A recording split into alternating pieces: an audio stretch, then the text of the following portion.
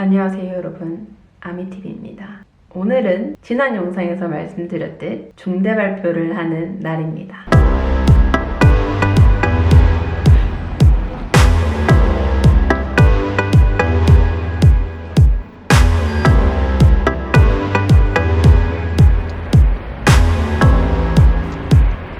드디어 제가 개인 사업을 시작하게 됐습니다.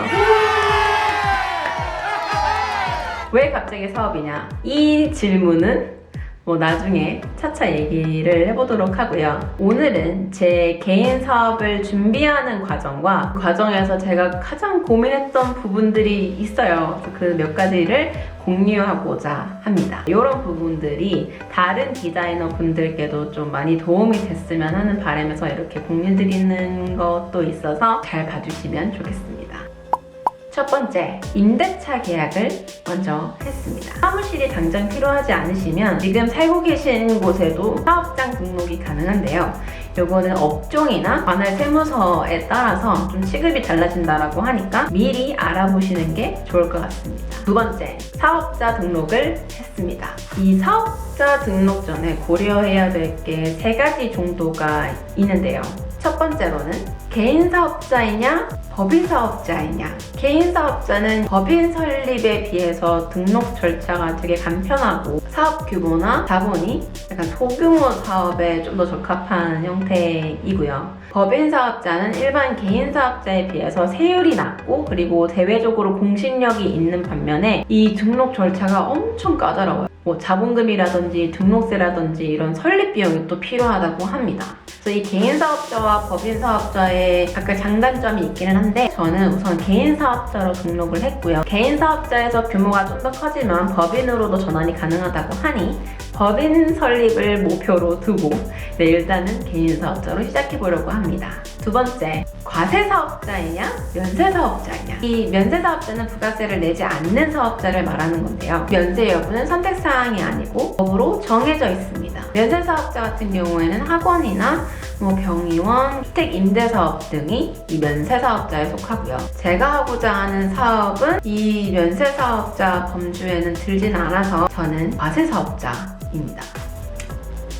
세 번째, 내가 개인 사업자다라고 했을 때 고려해야 하는 부분인데요. 이 부분이 저는 가장 힘들었어요. 이것저것 알아볼 것도 되게 많았고 이 두 개를 결정하기 위해서 고려해야 될 것들이 엄청 많았어요. 일반 과세자이냐 간이 과세자이냐 였습니다. 우선 저는 일반 과세자로 등록을 했고요. 설명을 드리자면 간이 과세자는 연간 4,800만 원 미만을 버는 영세사업자이고 일반 과세자는 그 이상을 버는 사업자인데요.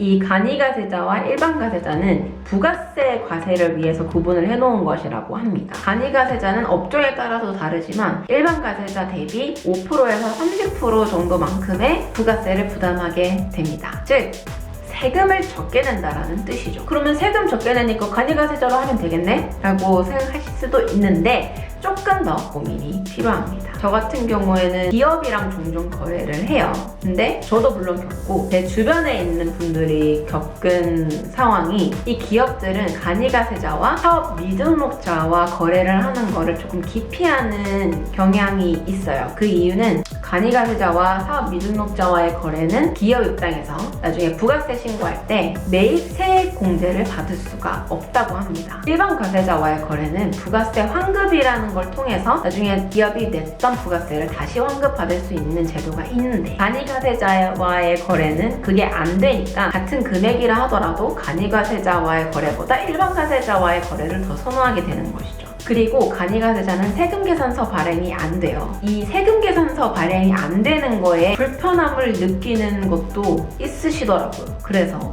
저같이 B2B와 B2C를 경험하는 디자이너는 이 일반 과세자로 등록을 해서 이런 기업과의 거래라든지 일반 그런 소비자들과의 거래하는 거에 불편함이 없도록 하시는 게 좀 더 좋을 것 같다고 말씀드리고 싶네요. 근데 또 이런 거래 대상뿐만이 아니라 사업 규모를 고려를 해서 결정하시는 것도 중요하니 잘 생각해 보셔야 할 것 같습니다. 이 세 가지를 고려를 하시고 상호명이랑 기본 인적사항, 사업장 주소, 업종, 그리고 개업 일자 등이라든지 이런 것들을 정해진 포맷에 다 기입을 해서 제출을 하시면 관할 사무소에 직접 가셨을 때는 10분에서 15분 정도로 바로 발급이 가능하시고, 그리고 온라인에서 등록을 하실 경우에는 제출을 하고 관할 세무서에서 전화가 오면 확인 절차를 거친 다음에 정식으로 등록이 가능하다고 합니다. 세 번째, 사업자용 계좌 개설과 카드를 발급받았습니다.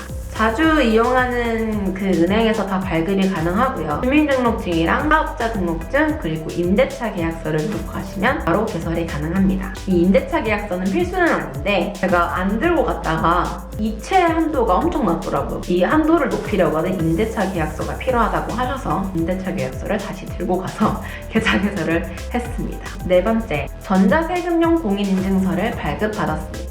이용하는 은행의 인터넷 뱅킹에서 전자세금용 공인인증서를 발급을 받아야 합니다.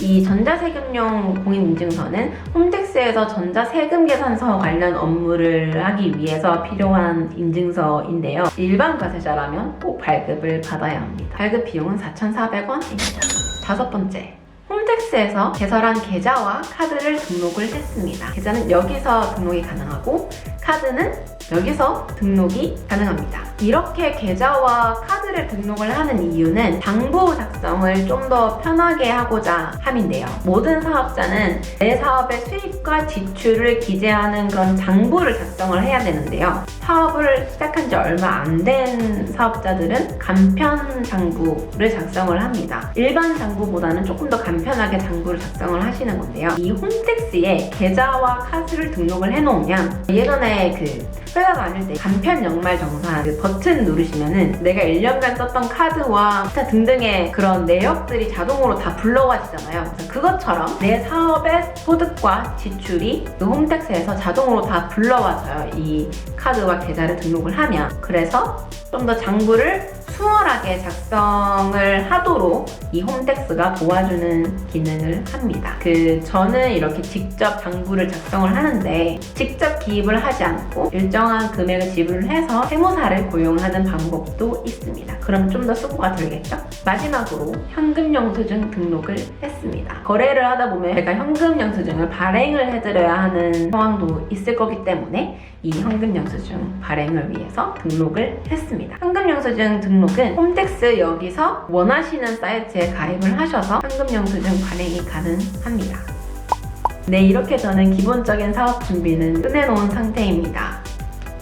시간이 흘러서 이렇게 사업장에도 제가 입주를 했고 4년간 회사 생활을 하다가 이렇게 홀로 서기를 하게 되었는데 지금은 홀로일지는 모르겠으나 다른 분들이랑 또 일하게 될 기회가 생길 수도 있고 일단은 지금은 초기니까 제가 어떻게 회사를 키워나가고 싶은지 혹은 사업 모델을 어떤 방향으로 디벨롭을 할 것인지에 대해서는 이제 좀 목표를 세우고 좀 더 구체적으로 더 나아가야 할 부분인 것 같고요.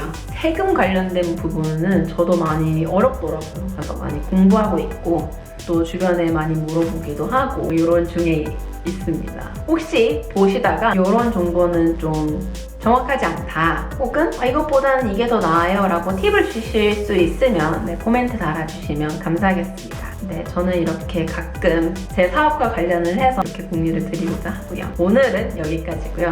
다음에 또 더 좋은 정보들로 더 재미있는 일들로 찾아뵙도록 하겠습니다. 그럼 다음에 또 만나요. 안녕. 안녕.